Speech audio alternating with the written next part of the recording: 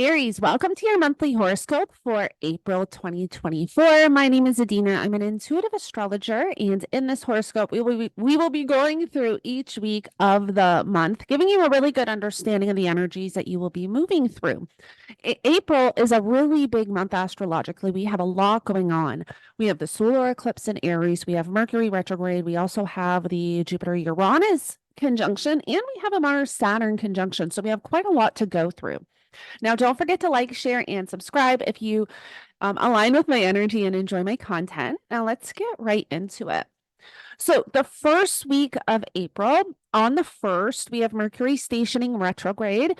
Now, this is in your first house. So, there's a lot of energy here in your first house and actually in your 12th house. So, there could be a lot of, at the end of March and April, there could be a lot of self-undoing or self-sabotaging behaviors really surfacing and you really having to address them. But with this Mercury retrograde in the first house, you want to watch for any miscommunication or misunderstandings. You could really be doing a lot of self-reflection at this time. On the 2nd, we're going to have Venus forming a conjunction to Neptune, and this is going to be in your 12th house. So Venus rules your 2nd house of money, finances, and material possessions, and also your 7th house of relationships and one-on-one connections. So having Venus in the 12th house can be great. Like usually the 12th house can suppress energy or can indicate some type of ending. But because Venus is exalted in Pisces, it's almost like this energy of, yes, maybe there's a lot of rough relationship stuff going on, but it's so that you can end toxic cycles and patterns, which is that 12th house in Pisces, to really have that spiritual growth within the relationship, within the connection. So having Venus form a conjunction to Neptune can be really great for romance and passion and really connecting to your significant other. This is also great for imagination and creativity. On the 4th, we're going to have the Sun conjunct the North Node, not Neptune. So this is a typo. So on the 4th, we will have the Sun forming conjunction to the North Node in your first house. And because we're in eclipse season, because this is only days away from the solar eclipse, which is in your first house, pay attention on this day to what is showing up for you. There can really be some powerful insight, clarity, or understanding or support of some kind when it has to do with who you are and this new direction that you're moving into. This is all about the self. This is all about spiritual growth. The nodes and the eclipses are very spiritual, very karmic, very fated, very destined. And there's something you're being karmically pulled towards that has to do with your personal growth and evolution. And so when the Sun forms in conjunction to the North Node, pay attention to what is showing up for you at this time. This can have to do with relationships because it's the 1st and 7th house axes. But either way, pay attention to this day because when the Sun does form a conjunction to the North Node, this can also have to do with your healing journey and process as well because of the Chiron energy. Now, on April 5th, Venus is going to enter Aries. So Venus is going to move out of your 12th house and move into the first house. Now, a lot of times when Venus is transiting the first house, we could change our appearance in some way. Changes Venus represents the aesthetic. So maybe you're focusing more on hair, nails. If you're a guy, maybe you're focusing more on clothes and shoes or jewelry. Maybe you're wanting to buy some expensive jewelry. But with Venus ruling your 2nd house of money and finances and also your 7th house of relationships, there could be a lot of focus on these areas of life with Venus transiting the first house in an Aries. But Venus being in Aries is this energy of self-motivation. Like this is really great for motivation. Like, yes, your chart ruler is in the 12th house and is going to have that conjunction of Saturn, but there's a lot of motivation here to maybe change yourself in some way. Maybe, aspects of yourself that you once were, you're realizing these parts of yourself that you no longer want to be, possibly in relationships, but just in general. And you're really wanting to, move through that and heal and grow. Now, for the 2nd week of April, on the 8th, is when we have the new moon solar eclipse in Aries, and this solar eclipse is conjunct Chiron. So more than likely, the last few weeks, you've been moving through triggers and activations around who you are as a person, maybe who you used to be and wanting to change that in some way. This can have to do with vulnerabilities, insecurities showing up because it's Chiron. So the solar eclipse in Aries conjunct Chiron in the first house is opening up beautiful healing opportunities when it has to do with you and who you are, the person that you want to become. Whatever it is that you're trying to kind of move through and change about yourself, there's something really big starting here. This is a start. This is a new moon. This is a powerful new moon because it's a solar eclipse. And this is also the only eclipse that we're really having in Aries that is working this intensely with the North Node. So there's something very karmic and fated and powerful showing up here when it has to do with life direction, who you are, your destiny, your purpose, and that the journey that you're supposed to move into. Like you're moving out of one it's almost like you're moving out of one cycle and one journey into another. You're ending like a karmic cycle and stepping into a new one, if that makes sense. And we're kind of all going through that in our own way. But you, for you, I actually think it really has to do with you and relationships and how you connect within relationships, what you maybe want and need from your partner, and what you're willing to give back. There's a lot kind of surfacing here around that. Now, on the 9th to the 11th, we're going to have the Mars conjunction to Saturn. So Mars is your chart ruler. There can be something really coming to a head here. It can have to do with things that you're hiding. It can have to do with addictions, escapism, self-sabotage, self-undoing. There's a lot, kind of showing up with the Saturn and Mars conjunction when it has to do with you. So this is a period of time that you want to, kind of be cautious, be aware what is showing up for you. Again, this is maybe when those karmic cycles come to a head and you say, in your head, or not necessarily say out loud, but you would literally tell yourself, this is a part of me I no longer want to be. I don't want to experience this anymore. I'm done. I'm done. That is when this can happen with this conjunction. So, this is a time you want to be mindful. You want to have that awareness.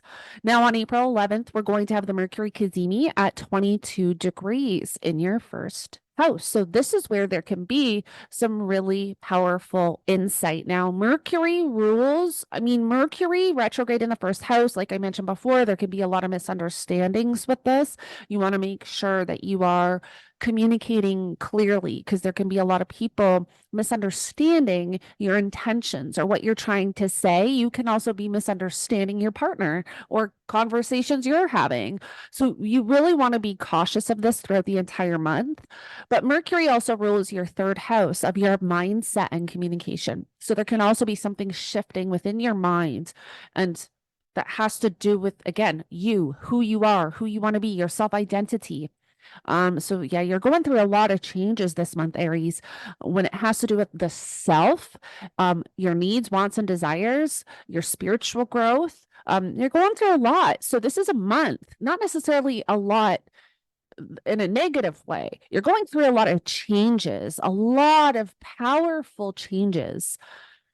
Now, once we get to the third week on the 15th, we're going to have Mercury retrograde form a conjunction to Chiron. So Mercury actually connects to Chiron 3 times. So this is the connection Mercury makes to Chiron throughout the retrograde period. So there can definitely be a trigger here that you're really having to go within. There can be a conversation that has had that really triggers some insecurities or vulnerabilities that you're having to work through. There can be almost like a better understanding of how far you've come on your healing journey. So this is a day, again, you want to kind of pay attention to what is showing up for you when it has to do with your healing process. On the 17th, we're going to have Venus forming a conjunction to the North Node. So this is really, I think, faded in karmic when it has to do with relationships, because again, Venus rules that seventh house. So there can be some type of leveling up, better understanding, or something really beautiful coming in for you. Like when it has to do with your new direction. There is something here, I believe, that is shifting for you around relationships and a new journey. So it's quite interesting. Again, I mean, the whole month of April, we want to have that awareness, but this is I want to hear in the comments below actually how this kind of shows up, because I have my own intuitive kind of nudges as to what I think this could be, and I'm curious to see if that's right. But this could be like maybe you're dating somebody and you decide to move in, or maybe you're out walking and you meet the love of your life or soulmate, or this is that energy, or a conversation, because Mercury's here. So yeah, very interesting. Now on the 18th, we have Venus forming a conjunction to Mercury retrograde. So again, that's the 17th, 18th. We're kind of moving through this energy. Also, too, I just got intuitively, there could be something activated here, or a conversation, triggering like some self-reflection or self-evaluation too, that really is for the greater good, for your greater good, for your greater personal evolution and growth, because of the North Node too. So it can show up in that way as well. Now, from the 17th to the 21st, we're having the Jupiter-Uranus conjunction. It's going to come exact on the 20th. So this is in your second house of money, finances, and material possessions. Now, Jupiter is the planet of expansion. So Jupiter expands whatever it touches, whether we want it to or not. So it's not always, yes, it is the planet of luck and abundance and optimism, opportunity, and all of that, but Jupiter can sometimes bring too much of a bad thing. So there could be, I mean, in the second house of money and finances, it could be some unexpected money coming in for you. Uranus brings this shock, disruption, chaos. It brings that kind of element to this energy. But Uranus rules your 11th house of friends and friendships, social groups, humanitarian pursuits. So it could have to do with maybe other people in your life. And Jupiter rules your 9th house of beliefs, higher education, higher knowledge, long distance travel. So again, it's kind of working with all of these areas. Your second house, your 9th house, 11th house, and your 12th house, because Jupiter also rules that 12th house. So it's interesting. I want to actually hear in the comments below for everyone what this Jupiter-Uranus conjunction brings, because it's not something we have all the time, especially in Taurus. Now, on the 19th, we're going to have the sun enter Taurus, so there can be a lot more focus on money, finances, values. On the 21st, we are going to have Venus forming a conjunction to Chiron. So there can be some type of development here when it has to do with your healing process, healing journey, relationships, healing of relationships, literally, because Venus rules that 7th house.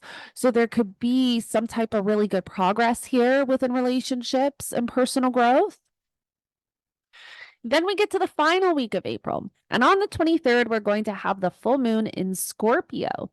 So the full moon is going to be in your 8th house and again, I'm not going to touch too much on the moons because I will post separate forecasts for this going into all 12 rising signs. But the 8th house has to do with outside resources, investments, other people's money, your partner's finances, also psychological healing and transformation. The 8th house can also have to do with secrets. So, those themes and topics are being lit up. There's something here. If you think back 6 months prior to the new moon in Scorpio, what began, what intentions did you set? There can be, whatever that was coming to fruition with that full moon in Scorpio. So those themes and topics are lit up. Now, the interesting thing is Uranus is going to move to 22 degrees and conjunct Jupiter again. Oh yeah, that was just a note because they do kind of conjunct again at 22 degrees. So even at the 23rd, like even on the 23rd, we're kind of still in the Jupiter Uranus energy. So I just wanted to add that. Now, on April 25th, we will have Mercury stationing direct on the North Node. So think back to March 18th, the March 18th to April 1st. What were you moving through? What were you navigating? Then from April 1st to April 25th, there was something you were rethinking and reevaluating that has to do with you, what you want, what you need, the direction you want to move in. It can have to do with you. It can have to do with relationships because it's in this axis. When Mercury stations direct, there is a big development, there is a big understanding, there is something that you want to pay attention to because it's right on that north node.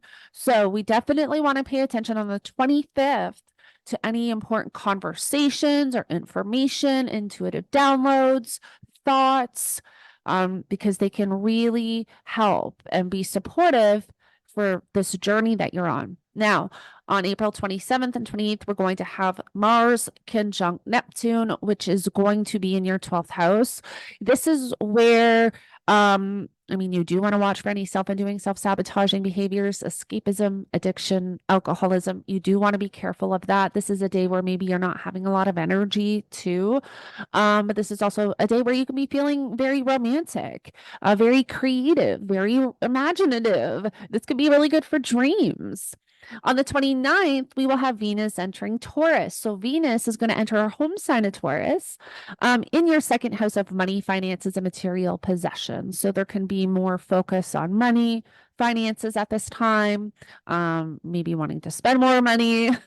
And then on the 30th, we have Mars entering Aries. And this is where you gain your motivation, your willpower, and you are ready to go.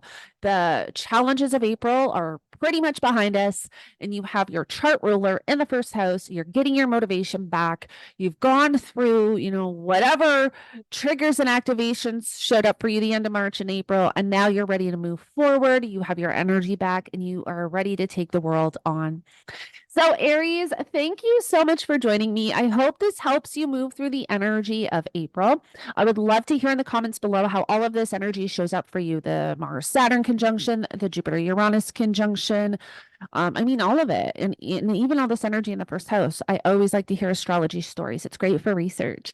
So thank you so much for joining me. Don't forget to like, share, and subscribe, and I will connect with you in the next one.